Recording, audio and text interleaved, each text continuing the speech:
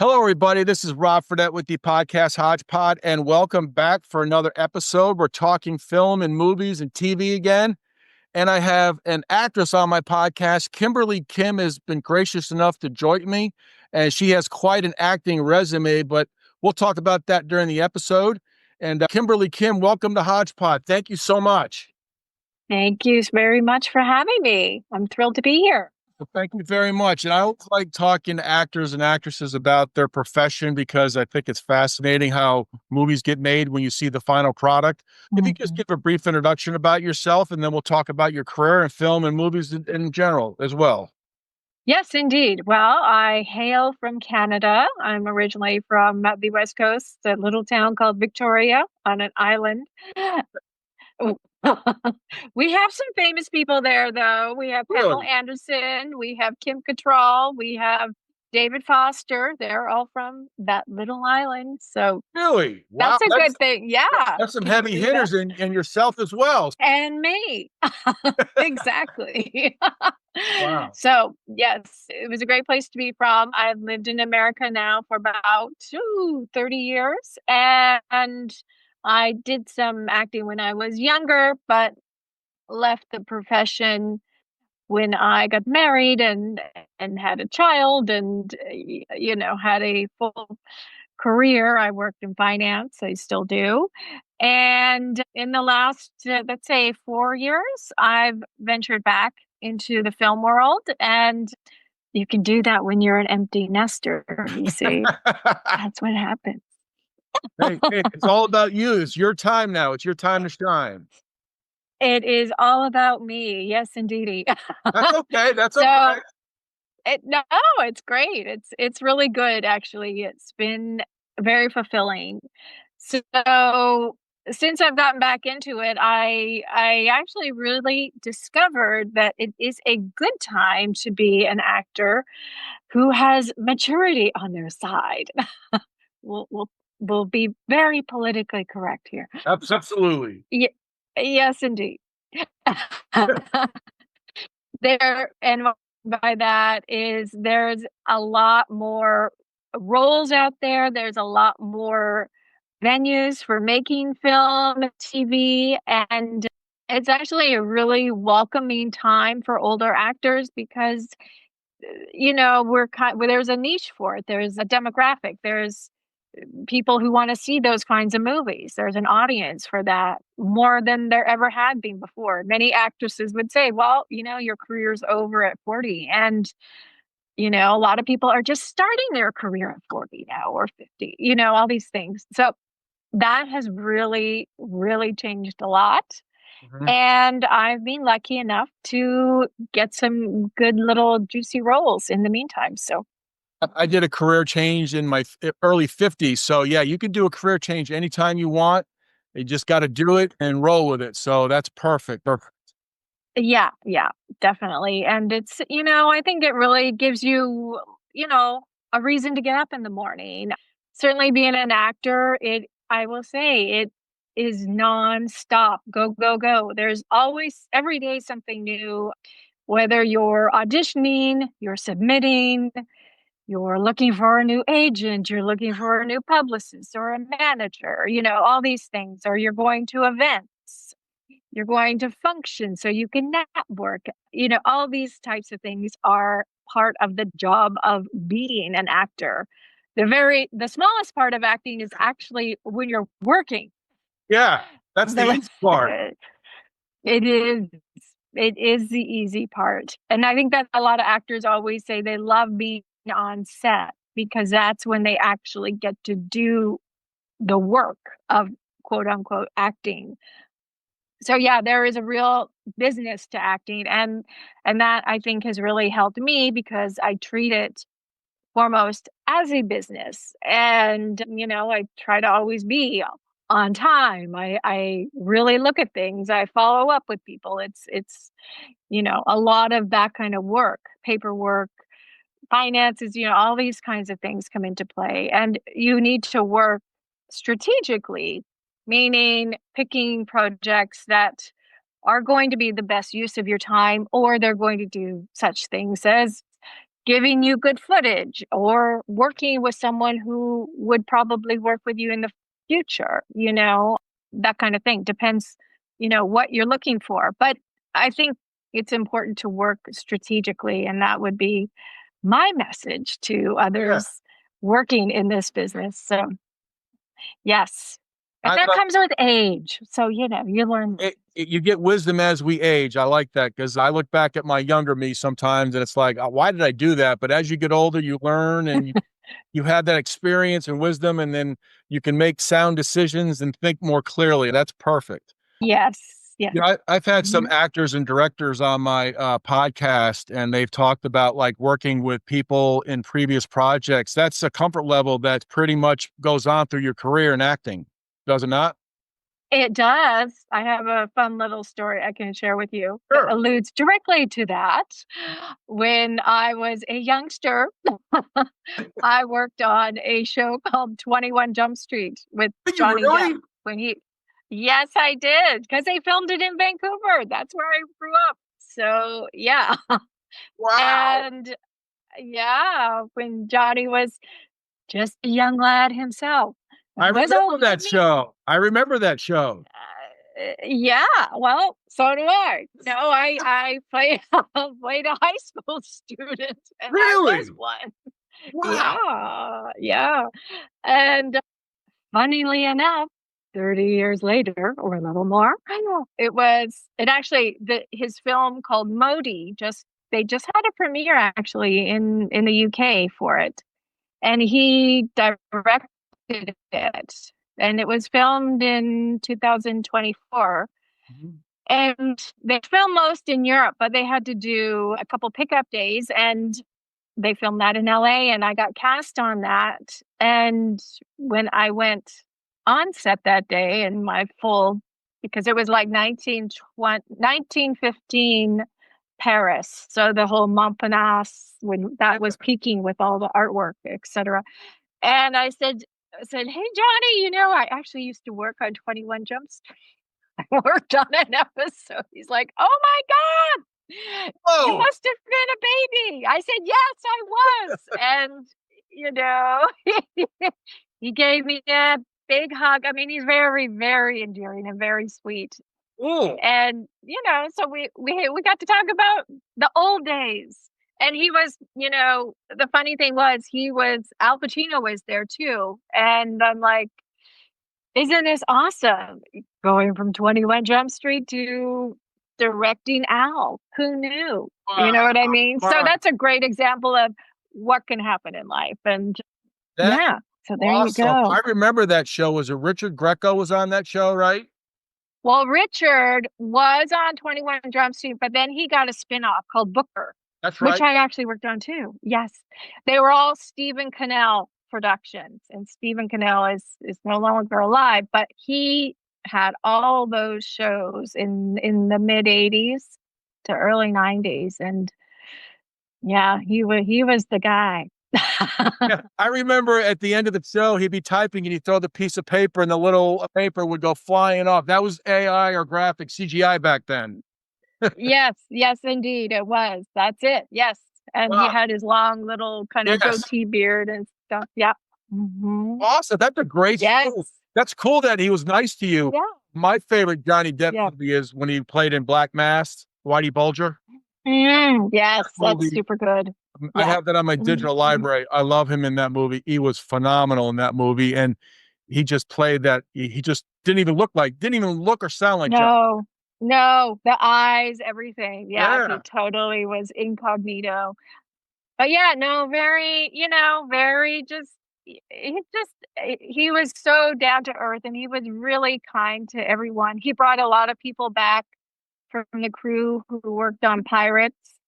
So they were all there too. And yeah, it was a good, fun couple of days. So yeah, I was That's a thrilled to great, get, because that was a really great gig to get. wow. I'm very And happy it's about that nice one. that he was nice with you too. So that's even better. It doesn't cost anything to be kind to people, right? Not at all. No, no, no. He's a very, very sweet fellow, for sure. So about So, your yeah. career, we'll talk about your career. You've played different roles. Why is Mhm. movies and TV so important for us when we watch, whether we watch something now or back from 30 years ago? I've been binge watching Bionic Woman now from the mid 70s. Ooh, Lindsay Wagner. Yes. Yeah. So I've been watching Isn't that. she beautiful? Yeah. Well, there was one episode, she was dressed up like military in the episode, and she looked exactly like Meg Ryan. It blew me away. I was like, oh my gosh, she just looks exactly like. Because if she was in that movie, what was that movie she was in? I can't forget it now. I forget it. She was in that movie where she died. Meg Ryan? Yeah, she was in a movie that she died, and Denzel Washington was in it. It's at the tip of my tongue. I'll come back and get that movie. Why are movies so important to us in film when we watch it? We get released for a couple of hours. What do you like about acting? And then when people watch your acting, do you get any feedback? What's that like when you get that feedback? Well, it's always nice to get feedback, sometimes a lot of people, and we all do this, is we think that, or we just relate that person as that character we watch a lot of the time, right? That's a natural thing for us to do. So I kind of go to spectrum. I play a lot of very kind of crazed mothers and things like that. I've done a lot of that kind of work. she, my son would concur, so not a stretch. But anyway, it's always interesting to hear people say, "Well, damn, it was you sucked me in, and I was scared of you. You were very don't get me in a fight with you kind of thing." But so that those kind of roles, but also I think in general, watching film or TV, it's a good thing for us in many ways because I think a lot of writing, not all, is very relatable. And because there's so many genres and so many venues for film and TV now. It just depends what you're looking for. But of course, we all want something. We all want to connect in some way or another, and we all want to be entertained, and we want to be on the edge of our seats and figure out the storyline before it happens. That kind of thing. And so it's a release, like you're talking about, or an escape. But I think it's also, at least some roles will help you kind of think about things a little bit, and what would I do in that situation, or they educate you about things you didn't know about, and we take that to heart. But I certainly like characters that are endearing and can have a connection with the other character, or you can see inside this person's soul and you can see what's going on in her head. And that's, I think, the trick to acting, is being able to convey what the person is thinking just by their eyes or their subtle movement. And of course, filmmaking is such a team effort anyway, because the music and the lighting and all that really help one, i.e. the watcher, get that message when they're watching it as well. You see what I mean? So aside from being a team effort, being the actor, one needs to really not fake it and be in that moment of what's happening.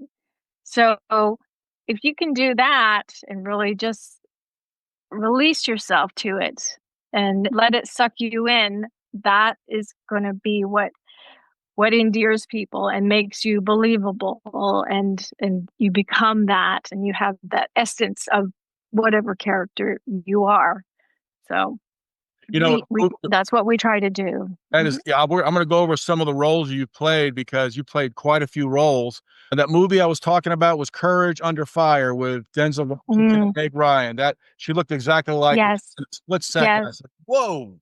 But I digress. It was. I remember that film too. That was a great movie too. Yes, it was. Yeah. So you played different roles. You played a mother-in-law, you played a detective, a nurse, defense attorney, ER doctor, a mother. So those are different roles. You can't act like a mother as being a detective. So you got to really be in that moment. Like I said, that's question one. And then question two is, I've talked to other folks in the film side, and they say chemistry is absolutely vital because you can absolutely see it on the final product. Yes, you can. And you really got to be able to first, a couple things I think really is letting go of any ego or worrying about how you look or how you're perceived, and being able to give it all to your fellow actors so you can really connect with them.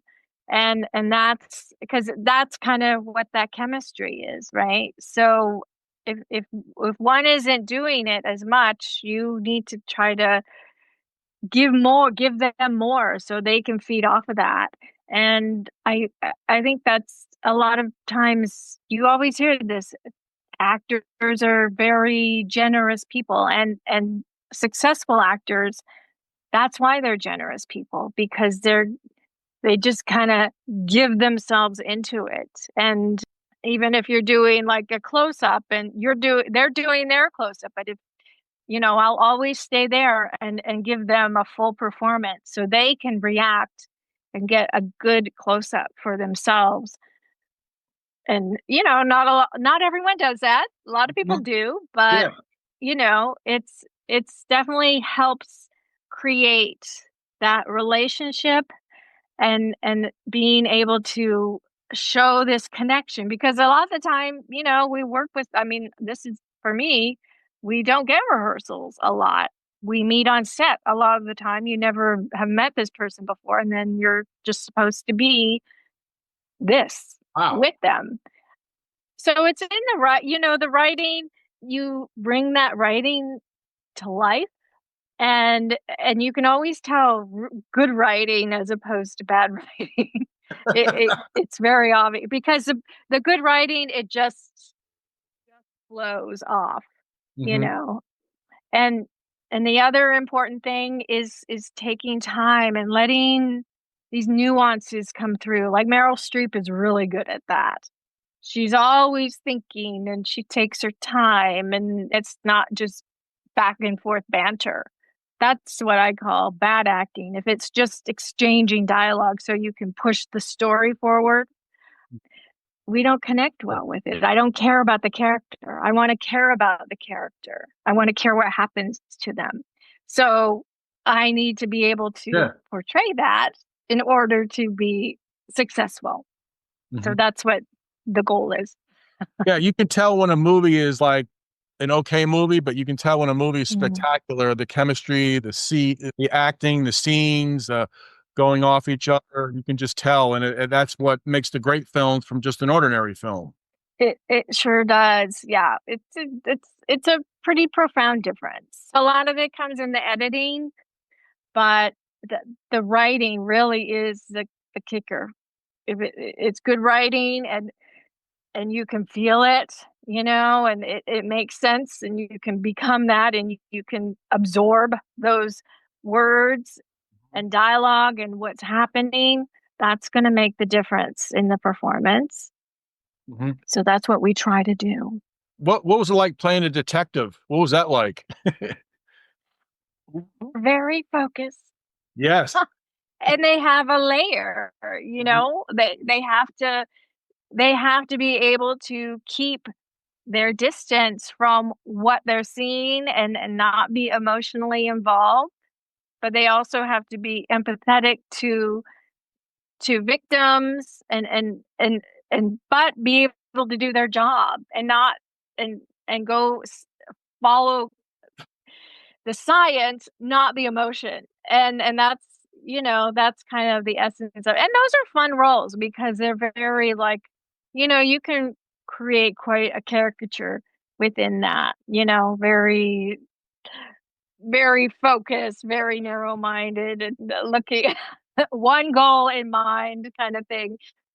So, yeah, those are fun to do. You can play with that a bit more, I think, ra than if you're playing, like, mom of a son who's, dealing with life's challenges and stuff like that. That's more of an emotional thing, and that has to be more real. It's got to be more maternal and caring and compassionate, and there's not a lot of quirkiness in it. If it's a drama, if it's a comedy. Of course, it's a little different, but yeah, detectives are kind of, there's a lot of them.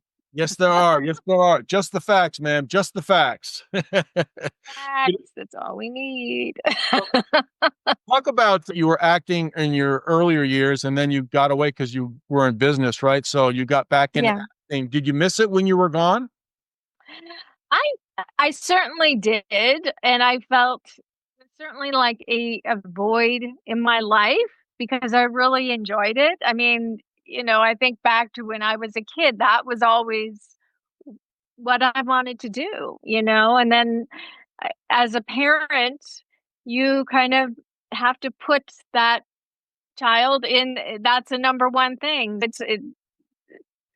I mean, it's a little silly to say, but we all say it. You do make sacrifices and you do change your lifestyle because that's got to be the number one focus. So that was the number one focus, and I did everything to make sure that happened. And once he finished college, and I was able to then go do what my passion was again, and I feel very fortunate that I'm able to. So I'm glad I jumped in, and I'm glad I didn't say, "Oh, I'm too old to do this again," and blah, blah, blah. But yeah, it's been, like I said, it's been an interesting time because when I was younger, there were no older actors really out there. Everyone was always, it's done at 40, especially for women. But now that's really changed. There's a real dynamic and interest in it. I mean, we look at like Sex in the City and we're all enthralled in watching them get older and stuff like that. And a lot of actresses who were started out very young are still going. So it's because we want to watch people how they change and how they age and this evolved person they become. And I think as an older actor, of course, you bring so much more life experience to it. And I think it's an interesting thing to watch on film. And Yeah. and I think we all like it. Look at Jane Fonda. Look at all those people.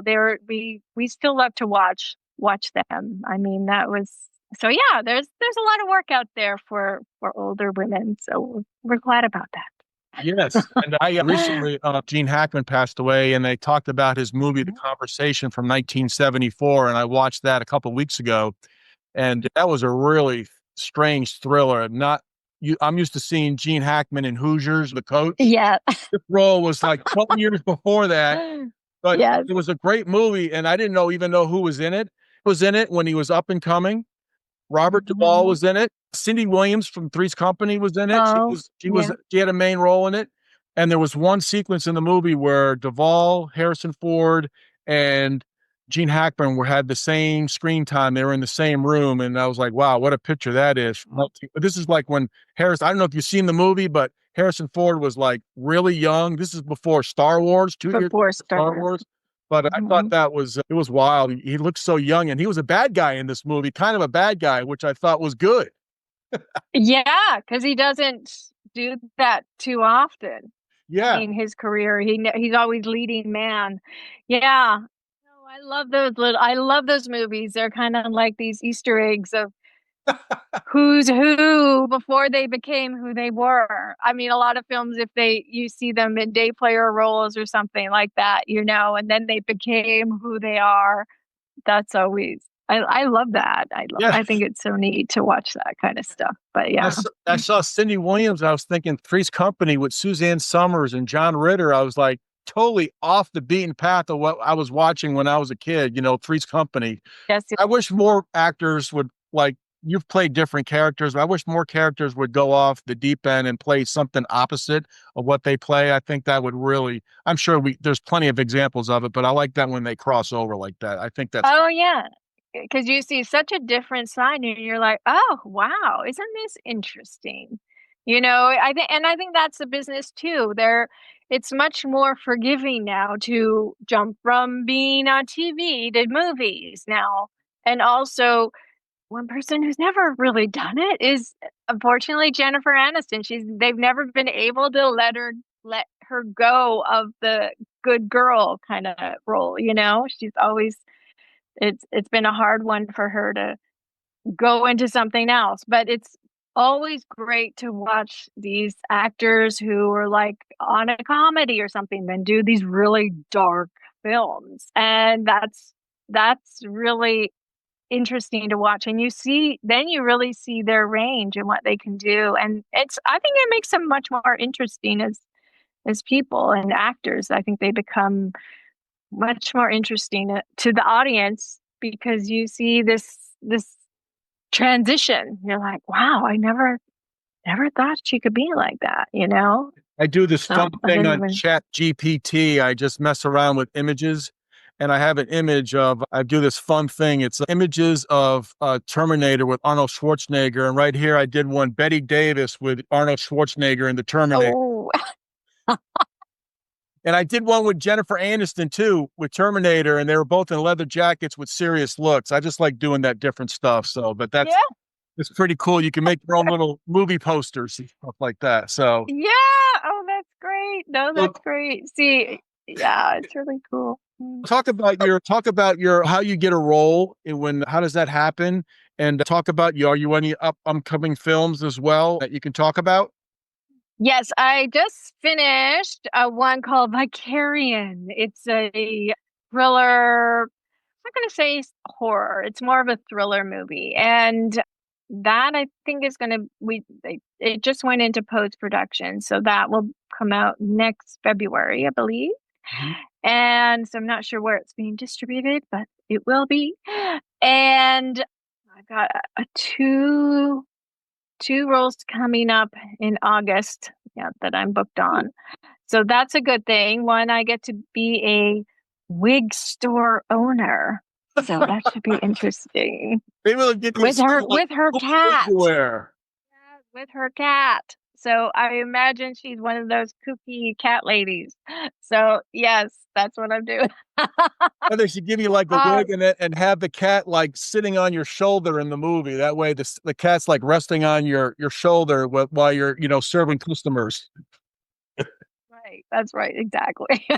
So that'll be fun. And I just did a casino commercial up in Fresno. I just spent 3 days up there, up in near Yosemite. So I just came back from that, and that was a lot of fun. And, but I know I have one more thing, but I can't think of it. But the whole process it's constant auditioning. I am kind of getting to places where casting knows me, so that's good, and they will think of me if they need someone that looks like this or my range, and that's awesome. So it's certainly about making these connections with people and casting agents and production companies and directors. I recently worked with a director whom I'd worked with 2 years ago, and he called me to do a role. And so it's that kind of stuff that Yeah. happens once you start getting into it. You build up these relationships, and it is a small town. Yeah. So And everybody knows everybody, probably, right? everyone knows everyone. Oh my God. Every set I go on, I've worked with someone on it. I mean, this commercial I just worked on, I worked with another guy. We had done a commercial together. So yes, it's a very small. When you do a commercial, what's the difference between doing a commercial? Obviously, it's a short version of whatever you're doing it for. Are you doing talking, or is it just shots and things? Are they telling you act out? How does that work? Like this commercial, the casino one was all what we call B roll. So there was no talking in it. It was just all action. But I have Huh. another commercial recently I did for Care Credit, which was a talking commercial. So yeah, I mean, it's either way. You just don't know what it is until you get the script, etc. But commercials take time. It's the look. So, that's the major thing for the commercial world. And then for film or TV stuff, so a lot of it has to do with what they're looking for. How do they connect these two characters? Do they match? I mean, I've had a lot of that. Like Well, I've been hired because the girl who plays the younger me, I look like her. I got a role that way. And then someone who played my daughter, I was picked because I look like her. So that's definitely, these are just little nuances that come up, which is great. But you just never know. There's so many variables in this business. A lot of the time you don't know why you got a part or why you didn't get a part. But the main thing is you're out there working, and I'm lucky that I work really consistently, Yeah. and I'm super, happy about that. I mean, I got into this business. I had a very different hair color, and it was a makeup artist who says you should color your hair gray or go white. You'll work all the time. And I did it, as you can see. And it really made a huge difference because it's very specific. So it's a very specific look. And it made a huge difference in the work I got. It really opened a lot of doors. So crazy things like that. But yeah, so we'll see. That's awesome. You get butterflies when you get your job, your audition, your next movie, your commercial. You get the butterflies before you head off to the next job. I do. It's like every time you book a job, it's like the email or the call. It's like a big birthday present every time because it's such a thrill because you put in so much work to get that job, just to Yeah. get the job. So yeah, it's a real thrill to do that and see that like I got something today. It's like we like to book you for this. You're like, oh my God. So Awesome. yeah, every time it's a thrill to get the gig. And it's always like this magical little world you walk into when you get on set. And you're in this little bubble, and everyone becomes really close for that amount of time they work together. And then it's over, and then you go to the next one. But yeah, you do become very close in a very short amount of time. So Yeah. go What about, figure. yeah, that's that you mentioned that you're networking and you get close, everybody's focused for the main goal. And then Yes. you connect with people after that, or after you keep in touch with people that you actually. Oh yeah. Yeah, I have such a wide net of friends and colleagues I work with. I mean, so many times I'll get calls from friends who are on a set. This happens all the time. That one of they both know me from different projects or something, and that happens a lot. Recently, I worked on a film, and I the fellow named Eric, and we'd worked on a different project before about a year ago where I played I think his grandmother. And this time I played his mother. So, it was a step up, right? I guess I got younger looking the year. Or he got really, oh, I don't know. But yeah, so it's always fun, and you develop these relationships, and then a lot of the time too, we'll recommend each other for work because casting will ask if I know such and such or something, or someone will recommend me for a job. So yeah, these things, it's a really great way to build friendships as well as professional relationships. And everyone is always really willing to help each other. I've never had a bad experience on a set. Directors, you get nervous. They're doing all this stuff.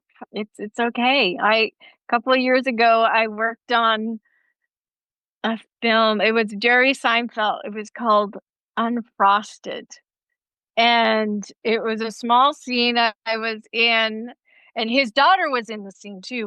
We played the backup singers in this lounge club in the 50s. And after we wrapped, I was talking to Jerry, and I said, years ago they filmed a Seinfeld scene at my house. So it's a very small world. And I said the scene was that he was running naked in the backyard. So you see him running past the fence. He's like, what? I said, yeah. He's like, what street are you on? I told him. He's like, oh my God. So it's a small world. That's all I Yeah, can say. small world. Johnny Depp and Jerry Seinfeld. That is No, massive. I'm yeah, impressed. yeah. Yes. So you never know. But Yeah. that was back in the 90s when Jerry was doing the Seinfeld show. But yeah, it's just things just come around. It's really that's what it is. So That, yes, you that should shows always be on your best behavior and treat people well. So that's exactly. all If I'm you saying. don't treat people well, it's going to come back and bite you. If you treat people well and nice to people, it comes back in a good way to you. That's in any part of life. But It, yes, and that you're in your world. Yes, absolutely. yes. I remember those Costanza episodes with Jerry Seinfeld, when George Steinbrenner, where's Costanza? Costanza. Take Alexander. Oh my God. Hilarious. Hilarious. Those shows are so good and they don't get old, They're just so well done and so well written. And we all can relate to it. You know what I mean? Because the show is about nothing. Yeah, it was about nothing. We all get it. Hmm. So who were some Hmm. of your Yeah. inspirations? So, Who were some of your inspirations as you were getting into the film industry, movies, or actors or actresses that you tried to emulate or you got some inspiration from? oh, well, definitely like Kathy Bates. I love her. I actually saw her at this award show recently. It was called the IndieWire Awards, and she was there for Matlock. And I was talking to her, and I said, I auditioned for your show, but I did not get on. She's like, well, maybe next time.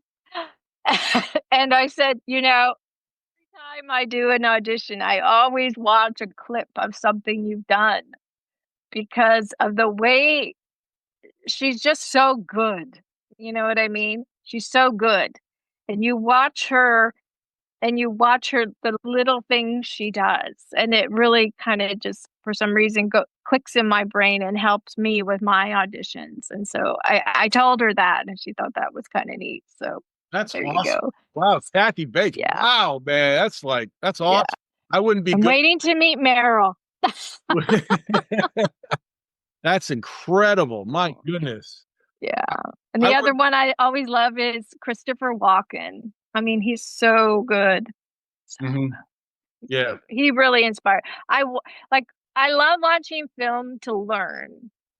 I mean, I love watching movies, of course, but I love watching the actors act, and I love watching how they make choices and stuff. And Christopher Walken is just, he just makes it all so effortless, and It he does. really he does.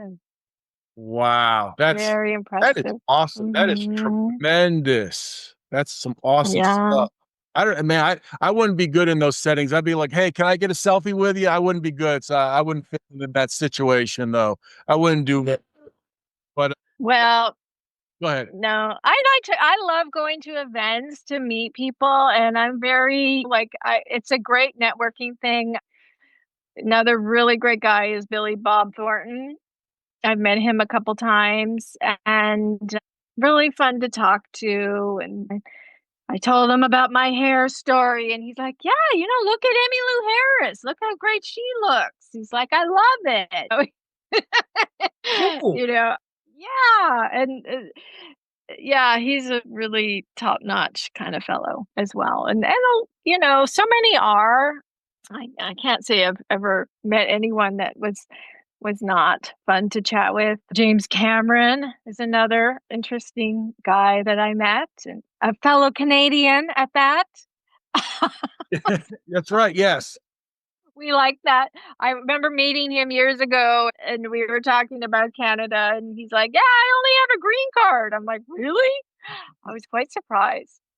Maybe he got his citizen. I hope he got his citizenship by now. But anyway, yeah, the Dustin Hoffman I met, another really nice, personable person. I'd love to meet Glenn Close. That would be someone I'd really, really like to meet in the flesh. So we'll see. James Cameron there with his Terminator movies, and he had obviously Titanic and Avatar, but one of my favorites is Terminator 2. That film went to a wholly different level. I did an episode Yes. months ago on it, and that movie was just Oh, yeah. perfect movie. Well, isn't it interesting how it's almost like they were really foreseeing the future? Yeah. I mean, really. Yeah. CGI back then is like what it is now. It's amazing. Yes, like, yeah, it's scary how they were able to write that then. And here we are.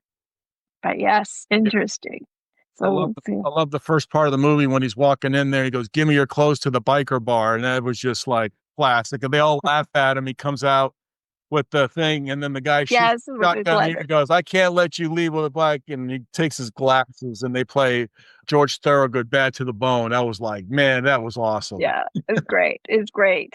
And yeah, that was great. And I still love the first one too. I mean, it was for its time, it was very innovative. And the second one, you know, a lot of the time the sequels are not as good, but the Terminator 2, I think, was better than the first. I mean, like you're saying, it just took it way out there, you know, and such a good story. James Cameron really writes really well.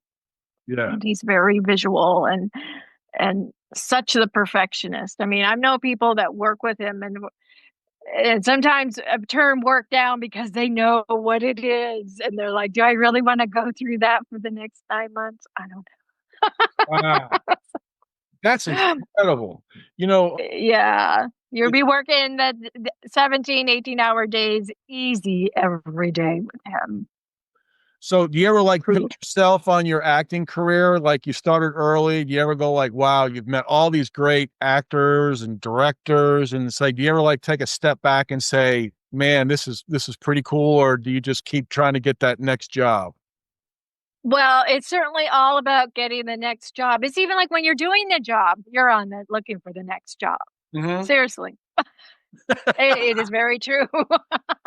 I mean, yeah, so you think, oh, I thought like I was doing Lifetime stuff, and I thought that was like, okay, that was really great.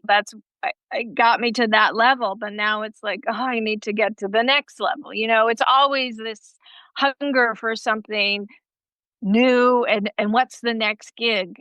It's definitely like that. But it's always my mom loves watching all the stuff I've done, and I love sharing with her all the things I've accomplished and been able to work on. And it's amazing to book stuff. I mean, because it's so hard. There's so many people. Like there's just so many variables in this business to actually book work. So when you do, like I was saying, it's like a gift you get when you see that you've booked it. And that's fantastic, but you're always hungry for the next thing. So that's why every day it's auditions, it's looking what's coming up, what can I submit for, what can I get into, what can I, push my agent to look to get me on, all these kinds of things. So yeah, you always have to be like on it. It is literally a 24/7 job. Wow. I'm impressed that I was impressed about 21 Jump Street right at the beginning of the episode. That's pretty awesome. That's, you know, Oh my god. I was 17 and it was like, yeah, it was really, really fantastic. I have to say. And I had to like take because when I grew up in Victoria, which is on an island, and you have to take a ferry to go, and get to Vancouver and get to the set, all these things. And you do the in-person auditions. I had to do in-person auditions and the black and white headshots and all this stuff. Yeah, it was really fantastic and it was a really great experience. So it was when Vancouver was like the Hollywood of the North during that whole canal production thing because they filmed a lot of shows up there and they built a lot of studios up in Vancouver, and that really opened up the biz a lot. So yeah, it was a really good time to be up there. So I just got lucky. 17 on 21 Jump Street. Wow, man, that My blows me away. God. I know, me too. You know, real quick here, Johnny Depp, out of all those young actors, was it Melrose Place or 21 Jump Street? What was the other, Beverly Hills 90210? There was some actors who went on to other roles, but a lot of those actors you really never heard from ever again. I mean, Johnny Depp started out as a musician, and he had a really good look when he was in his 20s. And he got that Nightmare on Elm Street, and he never acted before. He had that small role on Nightmare on Elm Street, the first one. Mhm. And that opened up the door for him 100%. And he nothing. He didn't. I mean, the thing about him, he doesn't come from nepotism. He doesn't come from anything like that.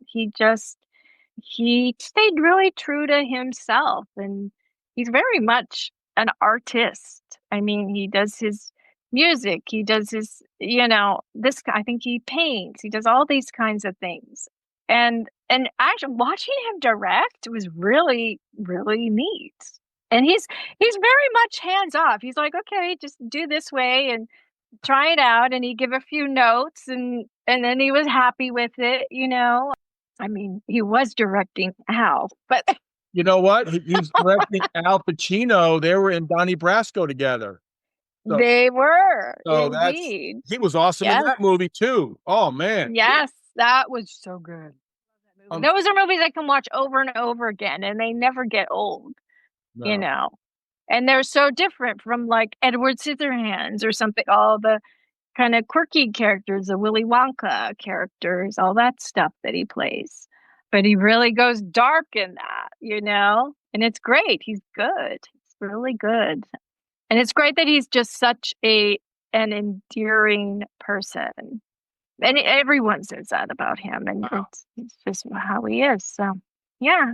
That is awesome. Kimberly Kim has been my guest on my podcast episode. She's an actress. She's been on films, TVs, commercials, and we talked about her upbringing in the film and TV industry and what she's doing now. Kimberly Kim, thank you very much for coming on my podcast episode. I'm truly honored that you came on. I know your time is valuable, so I can't thank you enough. I hope you enjoyed it. Thank you very much. And you can also catch me in the Ariana Grande music video she did. She made like a 26-minute little movie. I'm right in the opening. Ariana, okay. Ha, how Wow. cool is that? Man, oh man, that is. And what was the movie you said that's coming out? The horror movie next year? What was it called? Vicarian. Okay, Vicarious. Vicarian, Yeah, yes. And you can catch me on BET channel on season 4, and I'm in episode 10. So there you go. That's coming up now too. That's amazing. Kimberly, thank you so much. I know you're busy, so I can't thank you enough. Well, thank you very much. I appreciate your time and having me here.